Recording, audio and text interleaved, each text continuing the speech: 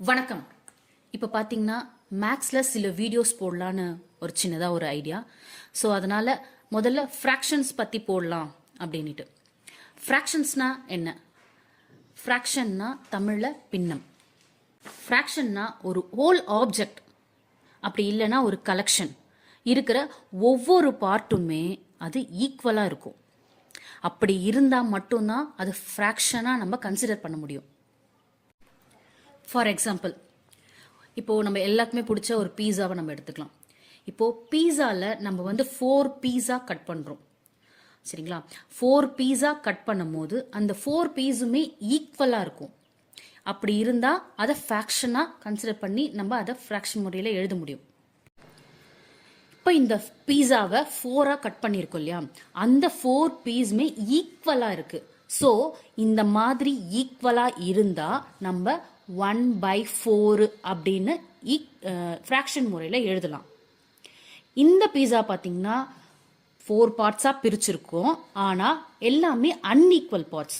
So அதனால் இதை fraction முறையில் 1/4ன்னு எடுத்துக்க முடியாது. நெக்ஸ்ட் பார்த்தீங்கன்னா பார்ட்ஸ் ஆஃப் ஃப்ராக்ஷன். ஃப்ராக்ஷனை எப்படி எழுதலாம்னா நியூமரேட்டர் டிவைடட் பை டினாமினேட்டர், தொகுதி டிவைடட் பை பகுதி. நியூமரேட்டரையும் டினாமினேட்டருக்கும் சென்டரில் இருக்க லைன் பேரு fraction bar. Next types of fraction. என்னென்ன டைப்ஸ்னா proper fraction, improper fraction, mixed fraction, unit fraction, like fraction, unlike fraction, equivalent fraction. இப்படி 7 டைப்ஸ் ஆஃப் ஃப்ராக்ஷன்ஸ் இருக்கு. ப்ராப்பர் ஃப்ராக்ஷன்னா நியூமரேட்டர் சின்ன நம்பராகவும் டினாமினேட்டர் பெரிய நம்பராகவும் இருக்கும். For example 2 divided by 3, 5 divided by 8, 7 divided by 10, 9 divided by 13. இந்த மாதிரி மேலே சின்ன நம்பராகவும் டினாமினேட்டர் பெரிய நம்பராகவும் இருந்தால் அது ப்ராப்பர் ஃப்ராக்ஷன். இப்போ ஃபர்ஸ்ட் டயக்ராம் பார்த்தீங்கன்னா 3 பார்ட்ஸ் இருக்க ஒரு சர்க்கிள், அதில் 2 பார்ட்டை நம்ம ஷேட் பண்ணியிருக்கோம். ஸோ அது எப்படி எழுதலாம் அப்படின்னா 2 டிவைடட் பை 3. இது மொத்தமாக 3 பார்ட்ஸ் இருக்கிறதுனால 3 கீழே போட்டிருக்கோம். 2 பார்ட் ஷேட் பண்ணதுனால அதை நியூமரேட்டரில் போட்டிருக்கோம். இப்போ செகண்ட் டயக்ராம். செகண்ட் டயக்ராமில் 8 பார்ட்ஸ் இருக்கு. இந்த ரெக்டாங்கிள் பார்த்தீங்கன்னா 8 பார்ட்டாக இருக்கு. ஸோ இதில் 5 பார்ட் ஷேட் ஆயிருக்கு. ஸோ இது எப்படி எழுதலாம்னா 5 டிவைடட் பை 8 அப்படின்னு எழுதலாம். தேர்ட் டயக்ராமும் அதே தான். 10 பார்ட் இருக்க ஒரு டயக்ராம், அதில் 7 பார்ட் ஷேட் பண்ணியிருக்கோம். ஸோ அதை அப்படி எப்படி எழுதலாம் 7 டிவைடட் பை 10 அப்படி எழுதலாம். Next improper fraction. இம்ப்ராப்பர் ஃப்ராக்ஷன்னா என்ன? இம்ப்ராப்பர் ஃப்ராக்ஷன் எப்படி இருக்கும் அப்படின்றத நான் இங்கே மென்ஷன் பண்ணியிருக்கேன். Improper fraction equal to numerator greater than or equal to denominator. Numerator bigger நம்பரா இருக்கும், அப்படி இல்லைன்னா டினாமினேட்டரும் நியூமரேட்டரும் ஈக்குவல் நம்பரா இருக்கும், சேம் நம்பரா இருக்கும். For example 2 divided by 2, 4 divided by 4, 5 divided by 3, 8 divided by 5. இப்போ ஃபர்ஸ்ட் டயக்ராம் பார்த்தீங்கன்னா 2 பார்ட் இருக்க ஒரு டயக்ராம்.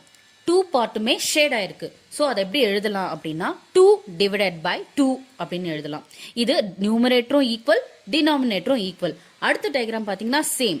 ஒரு சர்க்கிளை 4 பார்ட்ஸாக பிரிச்சிருக்கோம், 4மே ஷேட் ஆயிருக்கு. ஸோ அதை எப்படி எழுதலாம் அப்படின்னா 4 டிவைடட் பை 4 அப்படின்னு எழுதலாம். தேர்ட் டயக்ராம் பார்த்தீங்கன்னா 5 டிவைடட் பை 3. இது எப்படி எழுதியிருக்கானா ஒரு சர்க்கிளில் 3 பார்ட்ஸ் இருக்கு, 3 பார்ட்டுமே ஷேட் ஆயிருக்கு. செகண்ட் டயக்ராம்ல பார்த்தீங்கன்னா அதிலே 3 பார்ட்ஸ் இருக்கு, 2 பார்ட் மட்டும் ஷேட் ஆயிருக்கு. ஸோ இது 1 2 3 4 5 ஷேட் ஆயிருக்கு. ரெண்டுமே 3 3 பார்ட்ஸா பிரிச்சிருக்கு. ஸோ டினாமினேட்டர்ல 3ஆவும் நியூமரேட்டர்ல 5ஆவும் எடுத்துக்கணும்.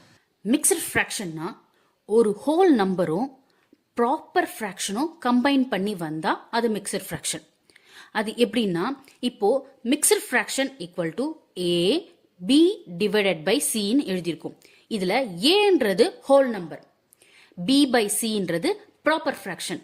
இது எப்படி வரும் அப்படின்னா நம்ம இம்ப்ராப்பர் ஃப்ராக்ஷன்ல இருந்து மிக்ஸ்டு ஃப்ராக்ஷனை கன்வெர்ட் பண்றது ரொம்ப ஈஸி.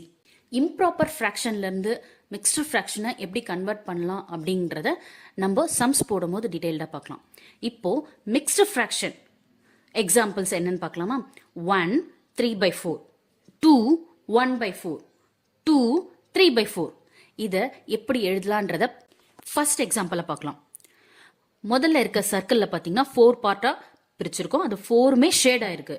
அடுத்த சர்க்கிளில் பார்த்தீங்கன்னா 3 பார்ட்ஸ் மட்டும் ஷேட் பண்ணியிருக்கோம், ஒரு பார்ட் மட்டும் ஷேட் பண்ணல. ஸோ ஃபர்ஸ்ட் சர்க்கிள் ஃபுல்லாக ஷேட் ஆனதுனால அது 1. அடுத்தது சர்க்கிளில் பார்த்தீங்கன்னா 3 பார்ட் மட்டும் ஷேட் பண்ணதுனால அது 4 பார்ட் இருக்க ஒரு சர்க்கிள், 3 பார்ட் மட்டும் நம்ம ஷேட் பண்ணியிருக்கோம். ஸோ அதை எப்படி எழுதலாம்? 3 டிவைடட் பை 4ன்னு எழுதலாம். அப்போ மிக்சட் ஃப்ராக்ஷனில் இது எப்படி எழுதலாம்? ஓல் பார்ட்ன்றது 1, 1 3/4 அப்படின்னு எழுதலாம். அடுத்த எக்ஸாம்பிள் பார்த்தீங்கன்னா 4 பார்ட்ஸ் இருக்க ஒரு பாக்ஸ், அதை ஃபுல்லாக ஷேட் பண்ணியிருக்கோம். அடுத்த பாக்ஸையும் 4 பார்ட்ஸ் இருக்க பாக்ஸை ஃபுல்லாக ஷேட் பண்ணியிருக்கோம். அடுத்தது 4 பார்ட்ஸ் இருக்கிறதுல 1 மட்டும் ஷேட் பண்ணியிருக்கோம். ஸோ அதை எப்படி எழுதலாம்? 2 1/4 அப்படி எழுதலாம். Next equivalent fraction. ஈக்குவலண்ட் ஃப்ராக்ஷன்னா என்ன? நியூமரேட்டரும் டினாமினேட்டரும் ஒரு ஃப்ராக்ஷன்ல ஒரு நம்பர் இருக்குன்னா அடுத்த வர ஃப்ராக்ஷன்ல டிஃப்ரெண்டா இருக்கும். நியூமரேட்டரும் சேஞ்ச் ஆயிருக்கும், டினாமினேட்டர் நம்பரும் சேஞ்ச் ஆயிருக்கும். ஆனா அதை ஃப்ராக்ஷன் பண்ணும் போது a/bயும் ஈக்குவலா இருக்கும், c/dயும் ஈக்குவலா இருக்கும். ஸோ ஈக்குவலன்ட் ஃப்ராக்ஷன்னா a/b equal to c/d equal to e/f.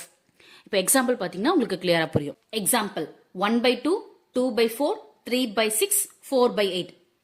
First டயக்ராம்ல 2 பார்ட்ஸா பிரிச்சிருக்கோம், அதை 1 ஷேட் பண்ணதுனால அது 1/2. அடுத்தது 4 பார்ட்ஸா பிரிச்சிருக்கோம், அதை 2 மட்டும் ஷேட் பண்ணதுனால 2/4. அடுத்தது 6 பார்ட்ஸ் இருக்க பாக்ஸ், 3 மட்டும் ஷேட் பண்ணதுனால 3/6. இது எல்லாமே ஈக்குவல்னு சொல்றோம். எப்படின்னா 1/2 நீங்க டிவைட் பண்ணா ஒரு வேல்யூ கிடைக்கும், 2/4 டிவைட் பண்ணீங்கன்னா அதுக்கு ஒரு வேல்யூ, 3/6 டிவைட் பண்ணா அதுக்கு ஒரு வேல்யூ கிடைக்கும். இது 3 வேல்யூமே ஈக்குவலா இருக்கும். ஸோ இது ஈக்குவலன்ட் ஃப்ராக்ஷன். யூனிட் ஃப்ராக்ஷன்னா என்ன? யூனிட் ஃப்ராக்ஷன் பொறுத்த வரைக்கும் நியூமரேட்டர் எப்பவுமே 1 தான் இருக்கும். அப்படி இருந்தால் மட்டும்தான் அது unit fraction. Unit fraction equal to 1 divide by b. இங்கே bங்கிறது whole number.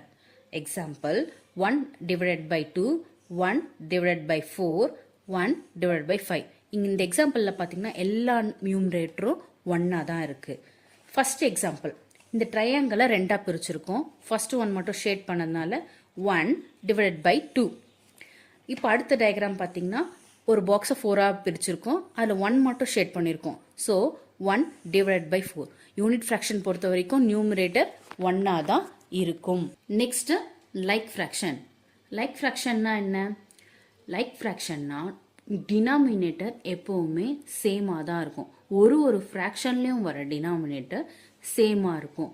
For example 1 divided by 4, 2 divided by 4, 3 divided by 4. இப்போ இதில் வர எல்லா டினாமினேட்டரும் சேமாக இருக்கிறதுனால இது லைக் ஃப்ராக்ஷன்.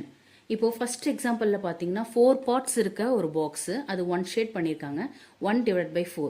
அடுத்தது 4 பார்ட்ஸ் இருக்க பாக்ஸு 2 ஷேட் பண்ணியிருக்காங்க, அதில் 2 டிவைட் பை 4. டினாமினேட்டர் பொறுத்த வரைக்கும் பார்த்தீங்கன்னா ரெண்டுமே சேமாக தான் இருக்குது. ஸோ இது like fraction. Next unlike fraction. Like ஃப்ராக்ஷனுக்கு அப்படியே ஆப்போசிட் அன்லைக் ஃப்ராக்ஷன். டினாமினேட்டர் பொறுத்த வரைக்கும் அது நம்பர் எல்லாமே டிஃப்ரெண்ட்டாக தான் இருக்கும். Example 1 divide by 2, 2 divide by 3, 3 divide by 4. இப்போ ஃபர்ஸ்ட் எக்ஸாம்பிள் பார்த்தீங்கன்னா ஒரு சர்க்கிளில் 2 பிரிச்சிருக்கோம், அது 1 மட்டும் ஷேட் பண்ணியிருக்கோம். ஸோ அதனால 1 டிவைட் பை 2. அடுத்த சர்க்கிளில் 3 பிரிச்சிருக்கோம், ஸோ அதனால 2 டிவைட் பை 3.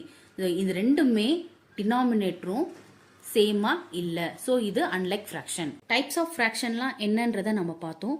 இப்போ சம்ஸ் எப்படி சால்வ் பண்ணலாம் அப்படின்றத நெக்ஸ்ட் வீடியோவில் பார்க்கலாம். தேங்க்யூ.